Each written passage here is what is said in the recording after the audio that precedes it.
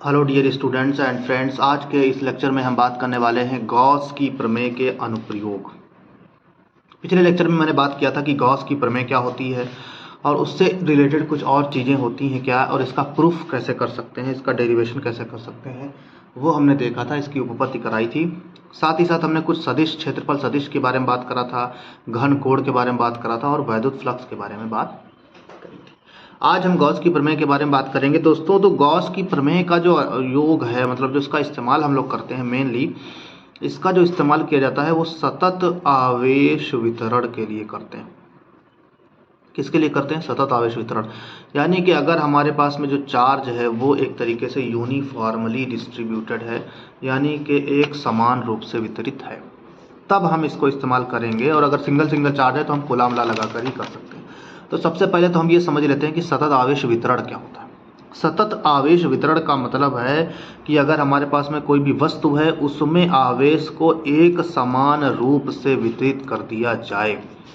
यानी कि जैसे एक बर्तन ले लीजिए, उसमें पानी भर दीजिए पूरा एक समान रूप से। जैसे अगर बराबर बर्तन है तो उसको कहा जाएगा एक समान पानी का वितरण। उसी तरीके से हमारे पास में कोई भी जो बॉडी होगी, उस पर अगर एक समान रूप से, जैसे मान लो एक जो है कांच की प्लेट है और उस पर आप पानी फैला दीजिए एक समान रूप से, तो उसे कहा जाएगा एक समान वितरण पानी का। अब हम लोग यहाँ पर क्या करने वाले हैं? आवेश को वितरित करने वाले हैं। तो अब चूंकि आप जानते हो कि हमारे पास संरचना के आधार पर पदार्थ जो होते हैं तीन तरीके के होते हैं। एक तार हो सकता है यानी कि वन डायमेंशनल, टू डायमेंशनल यानी कि एक सरफेस हो सकती है, एक पृष्ठ हो सकता है, और थ्री डायमेंशनल कोई भी गोला हो सकता है या ठोस पदार्थ हो सकता है। तो तीन तरीके के पदार्थ हैं। तो इसका मतलब है कि आवेश का वितरण भी हम तीन तरीके से कर सकते हैं, 1D, 2D और 3D में।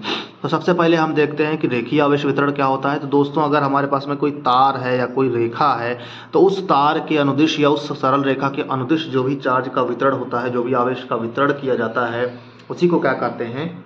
रेखीय आवेश वितरण। यानी कि यूनिफॉर्म डिस्ट्रीब्यूशन लेकिन होना चाहिए, यानी कि एक समान आवेश का वितरण होना चाहिए। कैसा होना चाहिए? एक समान आवेश का वितरण होना चाहिए किसी भी रेखा के अनुदिश। तो uniform charge distribution along the, ये जो कह सकते हैं कि यूनिफॉर्म लीनियर चार्ज डिस्ट्रीब्यूशन हो जाएगा, उसी को कहेंगे हम रेखीय आवेश वितरण। अब इसको हम रेखीय आवेश घनत्व क्या होता है? रेखीय आवेश वितरण की प्रति एकांक लंबाई पर आवेश की मात्रा को रेखीय आवेश घनत्व कहते हैं। यानी कि अगर हमारे पास में कोई बहुत लंबा तार है, तो उसकी प्रति एकांक लंबाई पर, मान लीजिए L मीटर का लंबाई तार है, तो अगर हम इस पर टोटल आवेश निकाल लें और इसकी लंबाई से इसको भाग कर दें, तो यही क्या कहलाएगा? उसका जो है रेखीय आवेश घनत्व कहलाएगा। तो अगर मान लीजिए dq आवेश वितरित है और उस छोटे खंड की लंबाई कितनी है? dl है, तो dq/dl क्या कहलाएगा? हमारा रेखीय आवेश घनत्व कहलाएगा। रेखीय आवेश घनत्व क्या होता है? किसी भी रेखीय आवेश घनत्व, रेखीय आवेश वितरण के लिए प्रति एकांक लंबाई पर जितना आवेश वितरित होता है, प्रति एकांक लंबाई पर वितरित आवेश, बस प्रति एकांक लंबाई पर वितरित आवेश, उसका रेखीय आवेश घनत्व कहलाता है। अब पृष्ठ की बात कर लेते हैं। तो जैसे हमने बताया कि अगर एक समान रूप से किसी लंबाई पर वितरित करेंगे तो ये हो जाएगा रेखीय आवेश घनत्व। और अगर कोई पृष्ठ है, मान लो कोई मतलब स्क्वायर है, यानी कि कोई वर्ग है या कोई आयत है, उसमें अगर आप आवेश को वितरित कर दो एक समान रूप से, तो इसको कहते हैं पृष्ठीय आवेश वितरण। और इस आवेश वितरण के प्रति एकांक क्षेत्रफल पर जितना आवेश होगा, उसी को कहा जाएगा रेखीय पृष्ठीय आवेश घनत्व। यानी कि प्रति एकांक क्षेत्रफल पर, किसी भी पृष्ठ के प्रति एकांक क्षेत्रफल पर वितरित आवेश को उसका पृष्ठ आवेश घनत्व कहा जाएगा। किसी भी ये देख लीजिए, पृष्ठीय आवेश वितरण के प्रति एकांक क्षेत्रफल पर आवेश की मात्रा को पृष्ठ आवेश घनत्व कहते हैं। लीनियर था तो रेखा थी हमने, तो रेखा में एक ही डायमेंशन होती है यानी कि लंबाई। अब अगर सरफेस है, जैसे आयत है या वर्ग है, तो उसमें लंबाई भी होती है और चौड़ाई भी होती है, यानी कि क्षेत्रफल हो जाता है। तो मतलब क्षेत्रफल पर जितना आवेश वितरित होगा, प्रति एकांक क्षेत्रफल पर वितरित आवेश, उसका पृष्ठ आवेश घनत्व कहलाता है। अब तीसरी डायमेंशन की बात करते हैं, यानी कि 3D में कोई गोला है या कोई ठोस पदार्थ है, तो उसमें अगर हम आवेश को वितरित करें एक समान रूप से, तो किसी आयतन में अगर एक समान रूप से आवेश को वितरित किया जाएगा तो इसे आयतन आवेश वितरण कहेंगे दोस्तों। और आयतन आवेश वितरण के प्रति एकांक आयतन में उपस्थित आवेश की मात्रा को उसका आयतन आवेश घनत्व कहा जाता है, यानी कि ड्रो बराबर dq/dv। तो प्रति एकांक आयतन में वितरित आवेश, प्रति एकांक आयतन में वितरित आवेश उस सरफेस के लिए, उस जो है आयतन के लिए आयतन आवेश घनत्व कहलाता है। तो प्रति एकांक आयतन में वितरित आवेश को ही आयतन आवेश घनत्व कहते हैं। ये तीनों परिभाषाएं आपको याद रखनी है कि प्रति एकांक लंबाई पर वितरित आवेश रेखीय आवेश घनत्व, प्रति एकांक क्षेत्रफल पर वितरित आवेश सरफेस यानी कि पृष्ठ charge density, surface charge density, पृष्ठ आवेश घनत्व, और प्रति एकांक आयतन में वितरित आवेश वॉल्यूम चार्ज डेंसिटी यानी कि आयतन आवेश घनत्व। तो दोस्तों आपने तीनों चीज़ें समझ ली। अब हम बात करने वाले हैं गॉस की जो प्रमेय है उसके अनुप्रयोग की बारे में बात करेंगे। तो यहाँ पर बहुत सारे अनुप्रयोग हम पढ़ने वाले हैं। सबसे पहला अनुप्रयोग, और ये बहुत ही ज़्यादा इंपॉर्टेंट है, वेरी वेरी इंपॉर्टेंट इसको कह सकते हैं, और इसका है कि अनंत लंबाई के एक समान आवेशित सीधे तार के निकट विद्युत क्षेत्र की तीव्रता। यानी कि अगर आपको बहुत लंबा तार दे दिया गया है, इस तरीके से मान लीजिए कि ये जो तार है ये अनंत लंबाई का तार, इसकी लंबाई बहुत है, ये यहाँ से इन्फिनिटी की तरफ गया हुआ है और इसी तरीके से यहाँ से यहाँ तक इन्फिनिटी की तरफ गया हुआ है दोस्तों। तो इसके कारण कोई बिंदु है मान लीजिए p स्मॉल r दूरी पर इससे, और इस पर हमें विद्युत क्षेत्र की तीव्रता ज्ञात करनी है। तो सबसे पहला काम क्या करना होता है, हम मान लेते हैं कि एक तार है इस तरीके से अनंत लंबाई का, और उस पर एक समान रूप से आवेश वितरित है, एक समान रूप से वितरित है, और ये चूंकि तार इतना लंबा है, इसकी चौड़ाई इससे बहुत कम है। इसका मतलब क्या है कि यहाँ पर जो आवेश वितरित है वो उसकी लंबाई के अनुदिश या रेखा के अनुदिश एक समान रूप से वितरित है, और इस वाले आवेश के वितरण को क्या कहते हैं, रेखीय आवेश वितरण कहते हैं। और इसकी प्रति एकांक लंबाई पर जो आवेश वितरित होगा उसे क्या कहा जाएगा, रेखीय आवेश घनत्व कहेंगे। रेखीय आवेश घनत्व ही होता है, अगर रेखीय आवेश वितरण है तो हम रेखीय आवेश घनत्व को परिभाषित करेंगे। अभी देखते हैं, आगे भी देखेंगे हम लोग। तो मान लेते हैं हमने क्या किया, अनंत लंबाई का तार है जिस पर एक समान रूप से आवेश वितरित है, रेखीय आवेश वितरण है वहाँ पर, और फिर इस अनंत लंबाई के तार में से हमने एक छोटा सा L लंबाई का तार लिया, और उससे L लंबाई तथा स्मॉल r त्रिज्या का एक सिलिंड्रिकल, एक जो है आपका सिलेंडर के रूप में एक गॉसियन पृष्ठ हमने खींच लिया। ये एक काल्पनिक गॉसियन पृष्ठ है जो कि आपका सिलेंडर के आकार का है, और इसकी त्रिज्या स्मॉल r है, और हमारा इसकी लंबाई कितनी है, स्मॉल l है। ठीक है। अब आप जानते हो कि अगर हमारे पास में कोई सिलेंडर है, उस सिलेंडर में कितने आपके पास पृष्ठ हो सकते हैं, 3 पृष्ठ हो सकते हैं। जैसे मान लीजिए इस तरीके से आप कोई भी सिलेंडर बनाओगे बेसिकली, तो इस तरीके से अगर आपके पास में कोई सिलेंडर है तो उसमें कितनी सरफेसेस हो जाएंगी दोस्तों, एक सरफेस हो जाएगी ये, और एक ये वाली हो जाएगी, और एक वाली ये, यानी कि 3 सरफेस होगी, एक उसके ऊपर, एक उसके नीचे, और एक ये वक्र सरफेस, कर्व सरफेस जो होगी जिसको मैंने पकड़ रखा है। इस तरीके से इसमें 3 सरफेसेस हो जाएंगी। तो वही यहाँ पर लिख दिया गया है कि जिसमें 3 पृष्ठ हैं, S1, S2 और S3। अब पिछले वाले लेक्चर में दोस्तों मैंने आपको बताया था क्षेत्रफल सदिश। तो क्षेत्रफल सदिश अगर हमारे पास में ये सिलेंडर ठोस है तो यहाँ पर जितनी सरफेस होंगी उतने आपके क्षेत्रफल सदिश हो जाएंगे। एक ये सरफेस है S2 तो इसका क्षेत्रफल सदिश ये हो जाएगा, एक ये S1 है तो इसका क्षेत्रफल सदिश ये हो जाएगा, और एक इस तरीके से S3 है तो इसका क्षेत्रफल सदिश ये हो जाएगा। अब देखिए दोस्तों, ये जो सिलेंडर है इसकी त्रिज्या कितनी है, स्मॉल r, यानी कि इस r दूरी पर जितने भी बिंदु होंगे वहाँ पर अगर विद्युत क्षेत्र की तीव्रता निकालोगे, क्योंकि हम जानते हैं कि एक r दूरी पर जो भी हमारे पास में बिंदु होता है उस पर जो विद्युत क्षेत्र की तीव्रता होती है वो क्या होती है, Q/r²। Q तो समान है और r भी क्या है, बदल नहीं रहा। इसका मतलब ये है E जो होगा इसकी पृष्ठ पर जितने भी बिंदु होंगे उन सब पर इस E का परिमाण क्या रहेगा दोस्तों, समान रहेगा। और चूंकि ये प्लस आवेश है तो इससे निकलने वाली विद्युत क्षेत्र रेखाओं की दिशा जो होगी वो इसके परपेंडिकुलर बाहर की ओर होगी। ठीक है, यानी कि विद्युत क्षेत्र की दिशा क्या है, इस तरीके से आपकी बाहर की ओर, इस तरीके से बाहर की ओर है, बाहर की ओर। तो अब हम जानते हैं कि जो हमारा क्षेत्रफल सदिश होता है उसकी दिशा, अगर ये ठोस हमने मान लिया ठोस सिलेंडर है तो क्षेत्रफल सदिश की दिशा हमेशा क्या होती है, परपेंडिकुलर बाहर की ओर, यानी कि DA2 हो जाएगा ये हमारे पास बाहर की ओर, ये आपके पास DA1 हो जाएगा, इसकी दिशा बाहर की ओर हो जाएगी, और ये आपके पास DA3 है, इसकी दिशा भी बाहर की ओर। और जो विद्युत क्षेत्र की दिशा है वो भी क्या है आपकी प्लस x डायरेक्शन में है, इस तरीके से, यानी कि बाहर की ओर, या प्लस x या माइनस x। लेकिन अब ये जो DA है, DA2 है और ये जो DA1 है ये y एक्सिस के अलांग है, यानी कि y अक्ष पर है। तो अब y अक्ष में हो गया और ये x अक्ष में हो गया। और हम ये जानते हैं भैया कि हमारा जो फाई होता है, D ऑफ फाई ये होता है E vector dot DA vector के बीच का अदिश गुणनफल होता है। ये हमने पिछले लेक्चर में आपको डिफाइन भी किया था। तो अब अगर मान लो आपके पास में एक x वेक्टर है और एक y वेक्टर है, तो x डॉट y क्या करोगे आप कि मतलब x और y और दोनों के बीच कोण कितना होता है, cos 90, यानी कि क्या हो जाएगा, 0। तभी आप पढ़ते भी हो कि x कैप y कैप की वैल्यू क्या होती है, 0 होती है, यानी कि। और यहाँ पर आप देख पा रहे होगे कि जो E है वो क्या है, x कैप है, और जो DA है वो y कैप है। तो इसका मतलब EDA जो होगा, EDA आपका जो होगा along दी S1 व S2 सरफेस क्या हो जाएगा, 0, यानी कि इस वाले पृष्ठ के अनुदिश जो हमारा होगा विद्युत फ्लक्स, और इस वाले पृष्ठ के अनुदिश जो हमारा गॉसियन पृष्ठ होगा इस वाले से, वो क्या हो जाएगा, 0 हो जाएगा। इसका मतलब ये है कि D of phi 2 will be 0 और D of phi 1 will be 0। तो अब इस पृष्ठ से बद्ध कुल आवेश हमारा है D of phi 1 plus D of phi 2 plus D of phi 3। लेकिन ये जो है जीरो हो गया, ये जो है जीरो हो जाएगा, बचेगा क्या, सिर्फ आपका डी ऑफ फाई 3 बचेगा। अब हमें मालूम है कि जो डी होता है वो क्या होता है, ई होता है, और डी ए होता है, इनके दोनों के अदिश गुणनफल के बराबर होता है। अब यहाँ से आप देख पा रहे होंगे कि ये जो ई वेक्टर है और डी ए वेक्टर दोनों क्या है, एक दूसरे के समांतर हैं, और जो दो रेखाएं समांतर होती हैं तो उनके बीच कोण कितना बनता है, जीरो। अगर लंबवत होती तो 90 डिग्री बन जाता। तो इसका मतलब ये है कि डी फाई हमारा हो जाएगा E D A cos of zero, यानी कि ई और डी हो जाएगा। अब अगर समाकलन कर देंगे हम लोग तो ये हो जाएगा डी फाई का समाकलन, और कौन सा समाकलन, पृष्ठ समाकलन। तो पृष्ठ समाकलन कर देंगे तो ये ई डी आ जाएगा आपका। अब इसी को हम सॉल्व करेंगे फर्दर, तो हमारे पास में हो गया, ये हो जाएगा फाई, ये हो जाएगा आपके पास में ई बाहर आ जाएगा क्योंकि ई का वैल्यू बदल नहीं रहा है, तो सिर्फ क्या बचेगा आपके पास में डी ऑफ ए, इसका पृष्ठ समाकलन। और सिलेंडर जो होता है, सिलेंडर अगर एल लंबाई का है तो उसका जो पृष्ठ समाकलन होता है वो हो जाता है आपके पास में 2 पाई आर इंटू एल। यही होता है किसी भी सिलेंडर का क्षेत्रफल, पृष्ठ क्षेत्रफल। इसको मान लेते हैं समीकरण एक। अब हम ये भी जानते हैं कि गॉस की प्रमेय से क्या होता है, अगर हमारे पास कोई भी जो है बंद सरफेस है और उसमें प्लस की आवेश है, तो उसके कारण उससे जो बद्ध जो विद्युत फ्लक्स होगा वो उस आवेश का 1 और इप्सिलॉन 0 गुना होता है। किसी भी बंद पृष्ठ से गुजरने वाला विद्युत फ्लक्स उस पृष्ठ द्वारा घिरे आवेश का 1 और इप्सिलॉन 0 गुना होता है। ये हमने पिछले लेक्चर में आपको बताया भी था। तो अब देखो ये फाई जो है और ये फाई, यानी कि दोनों का लेफ्ट हैंड साइड क्या है, बराबर है। इसका मतलब ये वाला साइड और ये वाला साइड क्या होगा, बराबर होगा। इसका मतलब ये है कि Q बटे इप्सिलॉन 0 बराबर हो जाएगा E इंटू 2 पाई R, ठीक है।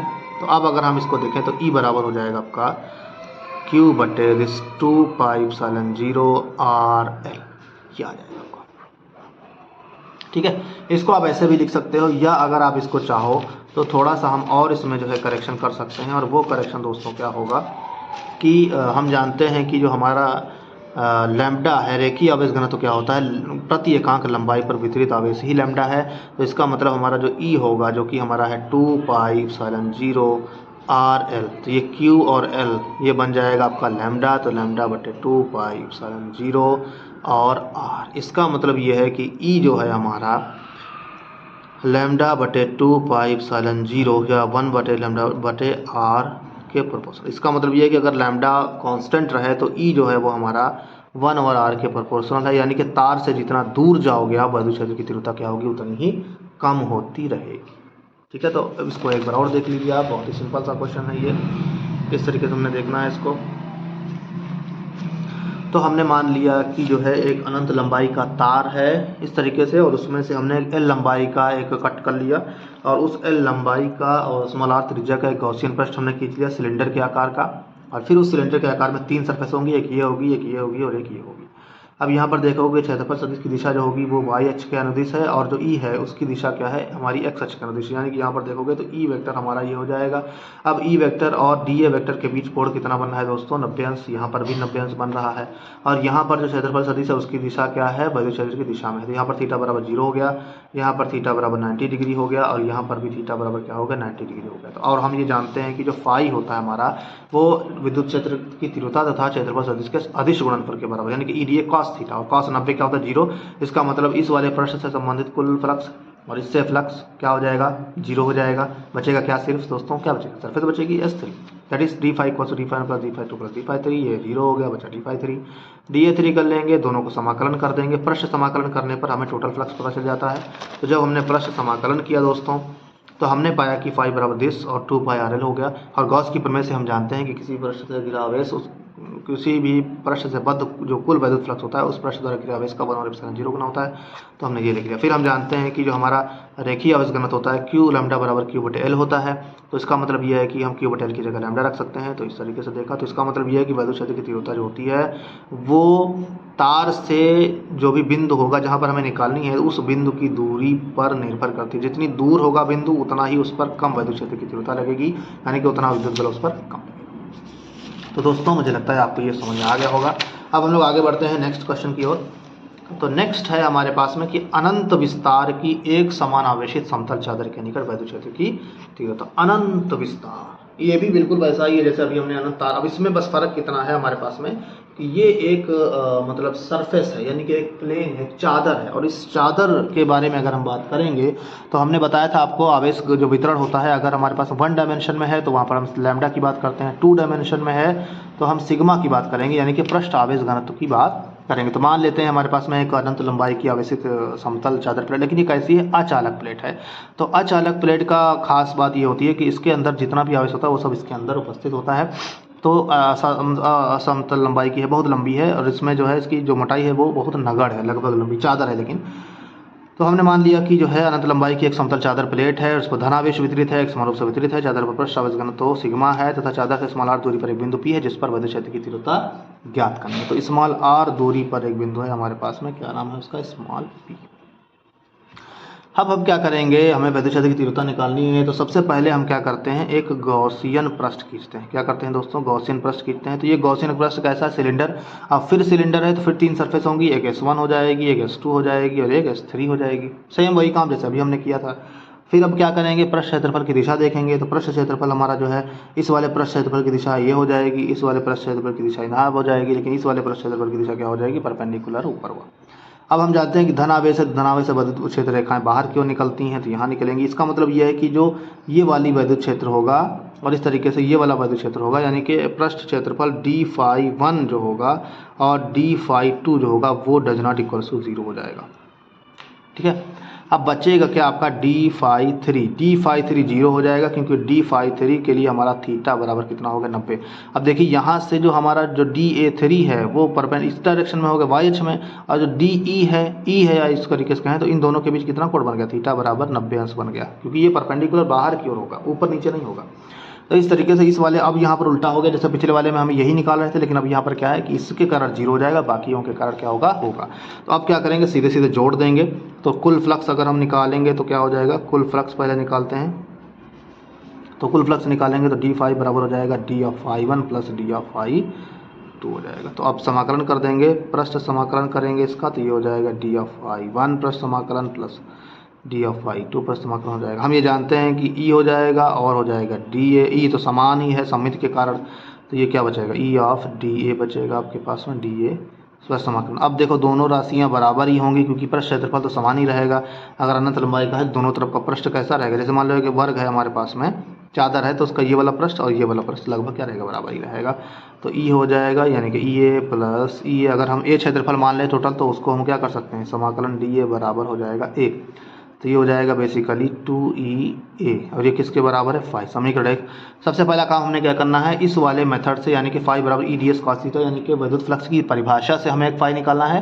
पहले हम निकालेंगे परिभाषा से और उसके बाद लगा देंगे गॉस का नियम, गॉस की प्रमेय से। गॉस की प्रमेय से आप जानते हो कि जो फाई होता है किसी परिपथ से बद्ध, वो उस परिपथ द्वारा घिरे हुए आवेश का 1 और एप्सिलॉन 0 गुना होता है। सिंपली यही कर सकते हैं।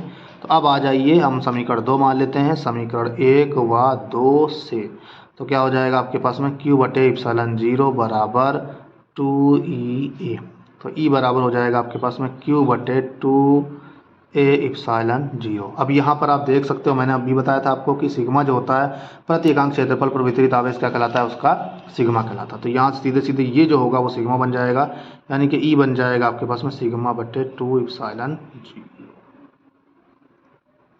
यानी कि अगर अनंत लंबाई की आवेशित समतल चादर है तो उसके निकट कोई भी बिंदु जो होगा उस पर जो हमारी वैद्युत क्षेत्र की तीव्रता होगी वो सिग्मा बटे 2 एप्सिलॉन 0 पर के बराबर होगी। यानी कि ये जो वैद्युत क्षेत्र की तीव्रता होगी किसी चादर के कारण वो जो है हमारी R पर डिपेंड नहीं करती है। तो इसका मतलब अगर चादर है तो उसके कहीं पर भी आप बिंदु ले लो, चाहे यहाँ ले लो, चाहे यहाँ ले लो, चाहे यहाँ ले लो, जहाँ भी ले लो, उस पर वैद्युत क्षेत्र की तीव्रता क्या होगी, समान होगी, क्योंकि ये दूरी पर निर्भर नहीं करती। इसको फिर से एक बार समझ लीजिए। सबसे पहले मान लिया हमने कि अनंत लंबाई की एक समतल चादर प्लेट है जिसकी मोटाई बहुत कम है। फिर हमने मान लिया कि एक समान रूप से इस पर आवेश वितरित है, चादर का पृष्ठ आवेश घनत्व सिग्मा है तथा चादर से स्मॉल r दूरी पर एक बिंदु P है जिस पर वैद्युत क्षेत्र की तीव्रता क्या करनी है, ज्ञात करनी है। फिर हमने क्या किया, इसमें देखा कि जो सिलेंडर हमने खींचा है गॉसियन पृष्ठ, इसमें 3 पृष्ठ हैं, S1 S2 S3। S1 और S2 की जो दिशा है क्षेत्रफल सदिश की वो वैद्युत क्षेत्र की दिशा में है, लेकिन जो S3 है उसकी दिशा जो है वैद्युत क्षेत्र की दिशा के क्या है, परपेंडिकुलर है। तो ये वाला हो गया 0, बचा क्या, d∅1 d∅2। दोनों को हमने सदिश जो है मतलब पृष्ठ समाकलन ले लिया तो पृष्ठ समाकलन लेंगे तो जो क्षेत्रफल होता है उसका जोड़ क्षेत्रफल के बराबर हो जाएगा, क्षेत्रफल सदिश का योग क्षेत्रफल के बराबर हो जाएगा। टोटल क्षेत्रफल ए है अगर तो 2a बराबर 5 हमने ये परिभाषा से निकाल लिया। फिर हमने गॉस का नियम लगा दिया, गॉस के नियम से 5 बराबर q बटे एप्सिलॉन 0 दोनों को बराबर कर दिया तो हमारा आ गया e बराबर सिग्मा बटे 2 एप्सिलॉन 0। तो ये आपका हो गया इस तरीके से। इसमें अगर आपको कोई डाउट हो तो आप हमसे दोबारा भी कमेंट बॉक्स में कमेंट करके पूछ सकते हैं। अब हमारे पास दूसरा केस है कि अगर हमारे पास में कोई समतल चालक प्लेट है, अभी तक हम देख रहे थे अचालक प्लेट थी और उसके अंदर आवेश वितरित था, लेकिन अब हम देख रहे हैं कि हमारे पास में कोई अचालक प्लेट है और उसके निकट कहीं पर बिंदु P है, ये वाला बिंदु P है हमारे पास, उस पर वैद्युत क्षेत्र की तीव्रता ज्ञात करनी। तो सबसे पहले तो ये देख लीजिए कि जो भी अगर चालक प्लेट होती है तो उस पर जितना भी आवेश दिया जाता है वो उसके पृष्ठ पर वितरित हो जाता है। यानी कि एक सरफेस ये है और एक सरफेस ये है और इसके भीतर कोई भी आवेश नहीं होगा, यानी कि इसके भीतर ई बराबर क्या होगा 0 होगा, यानी कि फाई बराबर जो होगा इसके अंदर क्या हो जाएगा 0 हो जाएगा। तो सीधी सी बात है, अगर हमारे पास में कोई समतल चालक प्लेट है तो उसमें दो सरफेस होंगी, एक S1 और एक S2। तो सबसे पहले हम निकाल लेते हैं S1 के कारण जो φ1 होगा वो क्या हो जाएगा दोस्तों E इंटू DA हो जाएगा। अब इसकी दिशा क्या होगी बाहर की ओर होगी। इसी तरीके से फाई ऑफ S2 निकालोगे तो ये भी क्या आ जाएगा E डॉट DA हो जाएगा। अब चूंकि जो आपका मतलब जो भी है किस तरीके से आप निकालना चाहो निकाल सकते हो, या इसी को हम ऐसे भी लिख सकते हैं क्योंकि हमने अभी वैद्युत क्षेत्र की तीव्रता निकाल ली है। अगर हमने एक आवेश के कारण किसी बिंदु पर वैद्युत क्षेत्र की तीव्रता निकालनी होती है, मान लीजिए E ऑफ S1 निकालना है अगर इस पृष्ठ के कारण, अगर मान लो इस तरीके से ये एक बंद हो गई जैसे अभी हमने देखा था आवेशित अचालक प्लेट के लिए, तो ये एक आवेशित अचालक प्लेट हो गई और ये एक आवेशित अचालक प्लेट, दो आवेशित प्लेटें हो गई। पहली वाली के कारण जो होगा वो हो जाएगा सिग्मा बटे 2 एप्सिलॉन 0 और दूसरी वाले के कारण भी क्या हो जाएगा सिग्मा बटे 2 एप्सिलॉन 0, क्योंकि यहाँ पर कोई प्लस माइनस का चिन्ह नहीं है। तो अब देखो यहाँ पर इसके कारण भी जो दिशा है वो क्या है प्लस x और इसके कारण भी दिशा बाहर की ओर ही है यानी कि प्लस x। तो इसका मतलब ये है कि टोटल वैद्युत क्षेत्र जो होगा वो हो जाएगा आपके पास में ES1 और प्लस ES2, क्योंकि दिशा क्या हो रही दोनों की समान है, दिशा समान है तो जुड़ जाएंगी दोनों चीज़ें। इसका मतलब ये है कि सिग्मा बटे 2 एप्सिलॉन 0 प्लस सिग्मा बटे 2 एप्सिलॉन 0। तो इसका मतलब ये है कि E बराबर हो जाएगा सिग्मा बटे एप्सिलॉन 0। इसका मतलब ये हो गया कि अगर किसी भी चालक प्लेट के निकट कोई बिंदु होगा तो उस पर अचालक प्लेट के कारण वैद्युत क्षेत्र की तीव्रता, अगर ये इस तरीके से लिख लेते हो कि ई चालक जो होगा ई चालक प्लेट वो 2 times equals to 2 times E of अचालक प्लेट हो जाएगा। यानी कि किसी अचालक प्लेट के कारण जितनी वैद्युत क्षेत्र की तीव्रता उत्पन्न होती है उसका 2 गुना जो है वो कोई चालक प्लेट उत्पन्न करती है। तो इस तरीके से सिंपली आप कर सकते हैं। फिर इसी में नेक्स्ट क्वेश्चन आ जाता है, तो हमने सिंगल सिंगल देखा। अब अगर मान लीजिए 2 अचालक प्लेटें हों, एक तो ये हमारे पास हो गई थी, जैसे एक अगर चालक प्लेट है तो उसमें 2 सरफेसेस हो ही जाती हैं तो वो कोई दिक्कत ही नहीं है। अगर अचालक प्लेटें हों 2 और उनके बीच में कोई एक बिंदु रखा हो एक बाहर रखा हो, तो कैसे निकालेंगे? सिंपली आपको देखना है, मालूम है कि अचालक प्लेट के कारण जो वैद्युत क्षेत्र की तीव्रता होती है वो सिग्मा बटे 2 एप्सिलॉन 0 होती है, ये आपको पता ही है। तो ये अचालक प्लेट, और ये भी जानते हैं कि वैद्युत क्षेत्र रेखाएं हमेशा धनावेश से निकलती हैं, यानी कि यहाँ से जो वैद्युत क्षेत्र की रेखा, मान लीजिए ये S1 है और ये क्या है S2 है, इसका आवेश घनत्व सिग्मा है, इसका आवेश घनत्व भी कितना है सिग्मा है, ठीक है। तो अब इसकी दिशा क्या होगी और इसमें जो है प्रवेश करेगी वैद्युत क्षेत्र की दिशा। तो अगर बिंदु P पर आप ले रहे हो तो बिंदु P पर देखो दोनों जो रेखाएं हैं वो एक ही दिशा में है, दोनों रेखाएं कहाँ एक ही दिशा में। इसका मतलब ये हो गया कि EP पर हमारा जो ES1 होगा और ES2 जो होगा वो क्या हो जाएगा, दोनों जुड़ जाएगा। तो इसका मतलब ये हो जाएगा कि सिग्मा 2 एप्सिलॉन 0 हो जाएगा प्लस सिग्मा बटे 2 एप्सिलॉन 0 यानी कि सिग्मा बटे एप्सिलॉन 0 हो जाएगा। तो ये EP हो जाएगा। अब बची बात EQ की। तो EQ के लिए अगर आप देखोगे तो यहाँ से देखोगे तो इस वाले जो पृष्ठ है उसकी ओर वैद्युत क्षेत्र की तीव्रता आएगी और यहाँ से वैद्युत क्षेत्र की तीव्रता निकलेगी, यानी कि हमारा जो ES1 है ये तो पॉजिटिव होगा, लेकिन ES2 जो होगा इसकी दिशा इसके क्या हो जाएगी, विपरीत हो जाएगी। दोनों के मान रख देंगे, सिग्मा बटे 2 एप्सिलॉन 0 सिग्मा बटे 2 एप्सिलॉन 0 एप्सिलॉन 0 एप्सिलॉन 0 सब बराबर ही है, सिग्मा बराबर सिग्मा है। तो इसका मतलब क्या है कि EQ बराबर 0 हो जाएगा। यानी कि अगर हमारे पास में कोई 2 विपरीत आवेशित प्लेटें हैं, अचालक प्लेटें हैं, तो उसके बाहर किसी भी बिंदु पर वैद्युत क्षेत्र की तीव्रता क्या होगी दोस्तों, शून्य होगी। बाहर कहीं पर भी शून्य होगी, लेकिन अंदर जो होगी वो सिग्मा बटे एप्सिलॉन 0 होगी। दिस इज़ वेरी इंपॉर्टेंट, आपको याद रखना है ये। अब लास्ट जो है हमारे पास में इसका इस्तेमाल करना है कि गोलीय आवेश, यानी कि अगर हमारे पास में कोई इस तरीके से है, बेलनी रिंग है एक तरीके से रिंग, तो उस रिंग में जो है हमारा जो आवेश वितरित है वो इस तरीके से आवेश वितरित है और इस गोलीय आवेश के कारण, इस आवेश जो है मतलब रिंग के कारण वैद्युत क्षेत्र की तीव्रता निकालनी है हमको। तो कैसे निकालते हैं? सबसे पहला काम यही करना है कि हमारे पास में मान लिया हमने कि इस पर आवेश कितना है, प्लस Q है। अब हमारे पास यहाँ पर 3 केस हो जाते हैं। पहला ये केस हो जाता है कि R ग्रेटर देन R, यानी कि जो बिंदु जिस पर हमें वैद्युत क्षेत्र की तीव्रता निकालनी है वो इसके केंद्र से बाहर भी हो सकता है। दूसरा केस ये हो सकता है कि R बराबर R, यानी कि जो बिंदु है जिस पर वैद्युत क्षेत्र की तीव्रता निकालनी है वो इसके पृष्ठ पर भी हो सकता है। स्मॉल आर ये कैपिटल आर त्रिज्या का है। और इसी तरीके से थर्ड वाला है कि small R less than R, यानी कि कोई भी बिंदु ऐसा भी हो सकता है जो इसके अंदर भी हो। तो सबसे पहला केस ले लेते हैं आर ग्रेटर देन आर, यानी कि बाहर किसी बिंदु पर, बाहर किसी बिंदु पर विद्युत क्षेत्र की तीव्रता का मान निकालना है, गोले के बाहर किसी भी बिंदु पर हो जाएगा। ठीक है दोस्तों, तो अब आ जाइए, सबसे पहले हमारा काम क्या होता है, जब भी आपको इस तरीके का काम करना हो तो 2 बार आपको कैलकुलेशन करनी होती है डी फाई की। पहले डी फाई जो होता है वो ई डी ए से निकालते हैं, यानी कि उसकी बेसिक डेफिनेशन से, और दूसरी बात गॉस की प्रमेय लगा देते हैं, फाई बराबर क्यू बटे एप्सिलॉन 0। इन दोनों को हम क्या कर देंगे, बराबर कर देंगे, हमारा जो ई है वो निकल जाएगा। बस यही काम करना है। सबसे पहले हम इस वाले को सॉल्व करना चाहते हैं, तो हमने मान लिया कि हमारे पास में जो है इस तरीके से पृष्ठ है जिस पर प्लस की आवेश वितरित है, ये गोली कोश है, ये उसका केंद्र है, इसकी त्रिज्या कैपिटल आर है, इससे स्मॉल आर दूरी पर एक बिंदु पी है जिस पर विद्युत क्षेत्र की तीव्रता ज्ञात करनी है। तो जिस पर ज्ञात करनी होती है उससे होकर गुजरने वाला एक गॉसियन पृष्ठ आप खींच लेते हो इस तरीके से। ये गोलीय गॉसियन पृष्ठ है दोस्तों, ये हो गया गॉसियन पृष्ठ, ये गॉसियन पृष्ठ हो गया, स्मॉल आर दूरी पर है बिंदु पी पर। अब हमारा काम क्या है कि हम लिखा लगाना चाहते हैं कि डी फाई बराबर E dot D A vector dot D L लगाते हैं। तो अब देखो ई की दिशा क्या होगी, अगर देखो ये प्लस की आवेश है तो, और चूंकि ये कैसा है, गोलाकार है, इसका मतलब ये सिमेट्रिकल है, तो इसके हर बिंदु पर ई बराबर 1/4 जो क्यू बटे आर स्क्वायर हो जाएगा, यानी कि हर बिंदु पर विद्युत क्षेत्र की तीव्रता क्या होगी, समान होगी। और इसके साथ साथ चूंकि ये प्लस चार्ज है तो इसका मतलब विद्युत क्षेत्र की दिशा क्या होगी, इसके रेडियली आउटवर्ड होगी, तो ई वेक्टर की दिशा ये होगी। अब हम मान लेते हैं कि जो बिंदु पी है उसको एक छोटा सा एलिमेंट जो है एरिया एलिमेंट यानी कि क्षेत्रफल सदिश, क्षेत्रफल अवयव घेरे हुए है, और इसकी दिशा भी क्या होगी, इसके बाहर की ओर, यानी कि डी ए वेक्टर इस तरीके से हो जाएगा।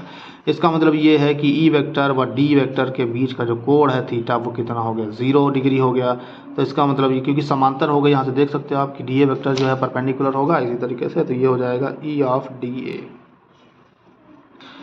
अब टोटल समाकलन अगर कर दें, ये ई डी ए कॉस 0 हो जाएगा, यानी कि ई ऑफ डी ए हो जाएगा। ठीक है दोस्तों, समाकलन कर दीजिए आप, तो ये हो जाएगा ई इंटू डी ए। आप देख पा रहे हो ये पृष्ठ समाकलन है, आप देख पा रहे होगे कि जो ई है वो तो बदल नहीं रहा है, उसका परिमाण हमेशा समान है, तो इसको हम बाहर ले लेंगे, बचेगा क्या, डी ए हो जाएगा। और अगर हम जानते हैं कि गोलाकार सरफेस है, ये फाई हो जाएगा। गोलाकार सरफेस के लिए जो पृष्ठ क्षेत्रफल होता है वो कितना होता है दोस्तों, आपको सभी को पता है कि एरिया जो है किसी भी गोलाकार सरफेस का वो 4πr स्क्वायर होता है, पृष्ठ एरिया। ये पृष्ठ एरिया की ही बात हो रही है, किसी भी मतलब जो होता है विद्युत क्षेत्र की तीव्रता का पृष्ठ समाकलन ही उसका विद्युत फ्लक्स कहलाता है। तो ये हो जाएगा, और आप जानते हो कि ये क्या हो जाएगा, 4πr स्क्वायर। फाई बराबर होगा, पहला काम मैंने बताया था कि उसकी परिभाषा से फाई निकालते हैं, फिर दूसरा क्या करते हैं, गॉस की प्रमेय से। तो गॉस की प्रमेय लगा दीजिए, तो हमारा जो फाई होगा this will be just Q बटे एप्सिलॉन 0, समीकरण 2। अब 1 बराबर 2 कर दीजिए, काम हो जाएगा, यानी कि क्यू बटे एप्सिलॉन 0 बराबर this E into 4πr square. इसका मतलब यह है कि ई बराबर हो गया 1/4π एप्सिलॉन 0 क्यू बटे स्मॉल आर स्क्वायर हो जाएगा। और यही आप ऐसा ही कुछ देखते हो जब बिंदु आवेश के कारण विद्युत क्षेत्र की तीव्रता निकालते हो, लेकिन अब इसमें फ़र्क क्या है कि इसका साइज़ जो है उसकी रेडियस भी कैपिटल आर है, तो बड़ा साइज़ होगा तो उस पर बड़ा चार्ज स्टोर हो जाएगा। इस तरीके से चार्ज को वैरी करा करके हम इसके विद्युत क्षेत्र की तीव्रता, लेकिन बिंदु आवेश के कारण भी किसी बिंदु पर जो विद्युत क्षेत्र की तीव्रता होती है वो बिल्कुल ऐसी ही होती है, तो ये उससे सिमिलर है। अब यहाँ पर दूसरा वाला केस जो है, दूसरा वाला केस क्या है दोस्तों, मतलब जो है दूसरा वाला केस का मतलब ये है कि उसके पृष्ठ पर, यानी कि अगर हमारे पास में कोई गोलाकार सरफेस है तो उसके पृष्ठ पर जो है कैसे निकाल सकते हैं। पृष्ठ पर निकालने का सिंपल सा तरीका है, स्मॉल आर बराबर क्या हो जाएगा दोस्तों, कैपिटल आर हो जाएगा। कैपिटल आर होने का मतलब है जो ई है वो हो जाएगा 1/4π एप्सिलॉन 0 क्यू बटे कैपिटल आर स्क्वायर। बस इसमें कुछ करने की ज़रूरत ही नहीं, सिंपली आप इस तरीके से कर सकते हो। अब आते हैं हम लोग थर्ड केस पर, ये सेकंड केस है, ये सेकंड यानी कि स्मॉल आर बराबर कैपिटल आर पर। ठीक है, अब थर्ड केस क्या है, R less than capital R. इसका मतलब ये है कि अगर हमारे पास में ये गोली कोस है तो इसके भीतर कहीं पर बिंदु पी होगा, स्मॉल आर दूरी, केंद्र से स्मॉल आर दूरी पर ये बिंदु पी है, कैपिटल आर त्रिज्या की है, और ये क्या है हमारे पास में, गॉसियन पृष्ठ, गॉसियन पृष्ठ है। ठीक है, अब ये हो गया हमारे पास। अब हमारे पास में क्या है, एक बिंदु पी है स्मॉल आर दूरी पर, और इस पर विद्युत क्षेत्र की तीव्रता ज्ञात करनी है। तो सबसे पहले हमने बता दिया कि जो आवेश है वो आपका जो भी है वो सब इसके सरफेस के ऊपर वितरित है। तो इसका मतलब ये है कि इसके अंदर जो आवेश है, और जो कि गॉस की लॉ से लगा दें, अगर हम गॉस की प्रमेय से हमारा जो फाई होता है वो क्यू बटे एप्सिलॉन 0 होता है, और ये क्यू क्या है, बेसिकली क्यू इनक्लोज्ड। लेकिन यहाँ पर जो ये वाली सरफेस है डॉटेड डॉटेड, इसके अंदर कोई भी आवेश नहीं, क्योंकि सारा का सारा आवेश कहाँ है, इस रिंग के वलय के जो है सरफेस के ऊपर है, अंदर आवेश कोई भी 0 है। इसका मतलब यह है क्या है कि क्यू इनक्लोज्ड इज 0, तो फाई इज़ ज़ीरो, और फाई ज़ीरो हो गया तो इसका मतलब ई इज़ ज़ीरो। तो इसका मतलब ये है कि गोलीय कोश के भीतर किसी बिंदु पर विद्युत क्षेत्र